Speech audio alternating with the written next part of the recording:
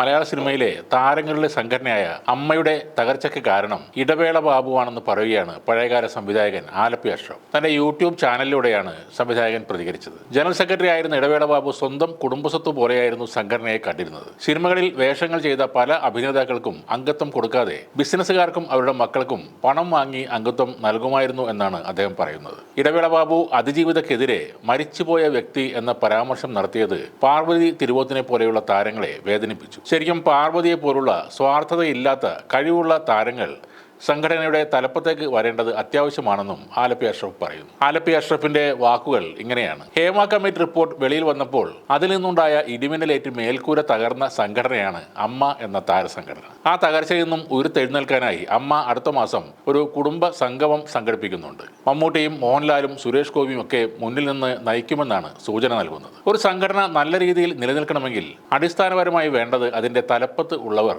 നീതിബോധമുള്ളവരും നിർഭയരും സത്യസന്ധരും ആയിരിക്കണം എന്നതാണ്. ആ ആളുകളുടെ പ്രവൃത്തിയിൽ ധാർമ്മികതയും ഉണ്ടായിരിക്കണം. അത്തരത്തിലുള്ള ആളുകൾ വേണം ഇനി വരേണ്ടത്. അങ്ങനെ വരുമെന്ന് നമുക്ക് പ്രതീക്ഷിക്കാം. നിർഭാഗ്യം എന്ന് പറയട്ടെ, ഈ പറഞ്ഞ ഗുണങ്ങൾ ഒന്നും തൊട്ടുതീണ്ടിയില്ലാത്ത ചിലർ സംഘടനയുടെ തലപ്പത്ത് കയറിക്കൂടിയതാണ് സംഘടനയ്ക്ക് ഇന്നത്തെ അവസ്ഥ വരാനുള്ള കാരണം. ഹേമ കമ്മിറ്റി റിപ്പോർട്ട് പുറത്തു വന്നപ്പോൾ നേതൃനിരയിൽ ഉള്ളവരും അല്ലാത്തവരുമായ ചിലരുടെയൊക്കെ പേരിൽ പീഡന കേസുകൾ വന്നതോടുകൂടി പൊതുസമൂഹത്തിൽ ആ സംഘടനയ്ക്ക് അവമതിപ്പുണ്ടായി എന്നുള്ളത് ഒരു യാഥാർത്ഥ്യം കൂടിയാണ്. അമ്മയുടെ അംഗമായ അതിജീവിതക്കൊപ്പം നിൽക്കേണ്ട സംഘടനയെ വേട്ടക്കാരനൊപ്പം നിൽക്കാൻ പ്രേരിപ്പിച്ചപ്പോൾ ഈ സംഘടനയിൽ നിന്നും തനിക്കൊരിക്കലും നീതി ലഭിക്കില്ല എന്ന് മനസ്സിലാക്കിയ അതിജീവിത രാജിവെച്ച് പുറത്തുപോയി. അവരോടൊപ്പം തിരിച്ചറിവുള്ള ചില നടിമാരും പുറത്തുപോയി. പണ്ട് മോഹൻ സംവിധാനം ചെയ്ത ഇടവേള എന്ന ചിത്രത്തിൽ ഒരു പ്രധാന വേഷം ചെയ്ത ഒരു ചെറിയ പയ്യനായിരുന്നു ഇടവേള ബാബു. ഇടവേള എന്ന സിനിമ ഹിറ്റായില്ലെങ്കിലും മറ്റു വലിയ വേഷങ്ങൾ ചെയ്ത് ശ്രദ്ധ നേടിയില്ലെങ്കിലും അന്ന് ഇന്നസെന്റുമായുള്ള ബന്ധം ആ പയ്യനെ അമ്മ എന്ന സംഘടനയുടെ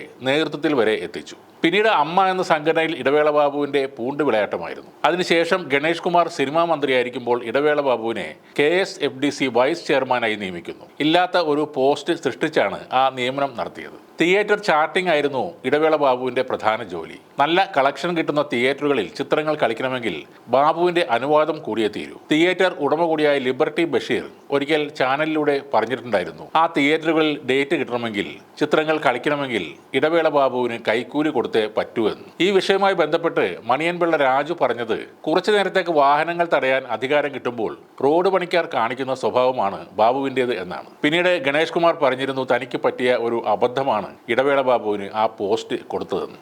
15 വർഷങ്ങൾക്ക് മുമ്പ് ഇതേ ആലപ്പി അഷ്റഫ് അമ്മയിലെ മെമ്പർഷിപ്പിനായുള്ളൊരു അപേക്ഷ പൂരിപ്പിച്ച് ബാബുവിൻ്റെ കയ്യിൽ കൊടുത്തിരുന്നു. കുറേ നാൾ കഴിഞ്ഞ് എന്തായി ബാബു എന്ന് അദ്ദേഹം ചോദിച്ചപ്പോൾ നിങ്ങൾക്ക് അതിനുള്ള യോഗ്യതയില്ല എന്ന രീതിയിലാണ് ബാബു മറുപടി പറഞ്ഞത്. എന്നാൽ അതേസമയം തന്നെ ദുബായിലുള്ള വലിയൊരു ബിസിനസ്മാനായ അഷ്റഫിൻ്റെ ഒരു സുഹൃത്ത് പെട്ടെന്ന് നാട്ടിലെത്തുന്നു. എന്താണ് വരാനുള്ള കാരണം എന്ന് അഷ്റഫ് ചോദിച്ചപ്പോൾ അദ്ദേഹം പറഞ്ഞത്, ഞാൻ അമ്മയുടെ ജനറൽ ബോഡിയിൽ പങ്കെടുക്കാൻ വേണ്ടി വന്നതാണെന്നാണ്. ദുബായിൽ വെച്ച് ഷൂട്ടിംഗ് നടന്ന ഒരു സിനിമയിൽ ഇയാളെ പിടിച്ചു നിർത്തി ഇടവേള ബാബു മെമ്പർഷിപ്പും വാങ്ങിത്തന്നു എന്നാണ് അദ്ദേഹം പറഞ്ഞത്. നല്ല കാശും അതിനായി മുടക്കിയിട്ടുണ്ട്. ഇതേപോലെ ഒരുപാട് ബിസിനസ്സുകാരെയും അവരുടെ മക്കളെയും ബാബു കാശ് മേടിച്ച് സൂപ്പർ താരങ്ങളുടെ കൂടെ ഇരുത്തിയിട്ടുണ്ട്. അതേപോലെ സെലിബ്രിറ്റി ക്രിക്കറ്റ് ടീമിലും കുറെ പേരെ ഇടവേള ബാബു കുത്തിക്കയറ്റിയിട്ടുണ്ട്. ഇടവേള ബാബുവിന്റെ തനി സ്വഭാവം പുറത്തു വന്നത് അമ്മ നിർമ്മിക്കുന്ന 2020 പോലുള്ള സിനിമയിൽ അതിജീവിത ഉണ്ടാകുമോ എന്നൊരു ചാനൽ ചർച്ചയിൽ ചോദിച്ചപ്പോഴായിരുന്നു. അതിന് മറുപടിയായിട്ട് ഇടവേള ബാബു പറഞ്ഞത്, മരിച്ചുപോയവർ തിരിച്ചു വരുമോ എന്നാണ്. സംഘടന തഴഞ്ഞ ഒരംഗത്തെ മരിച്ചുപോയ ഒരാളോട് താരതമ്യപ്പെടുത്തിക്കൊണ്ട് അയാൾ പറഞ്ഞ വാക്കുകൾ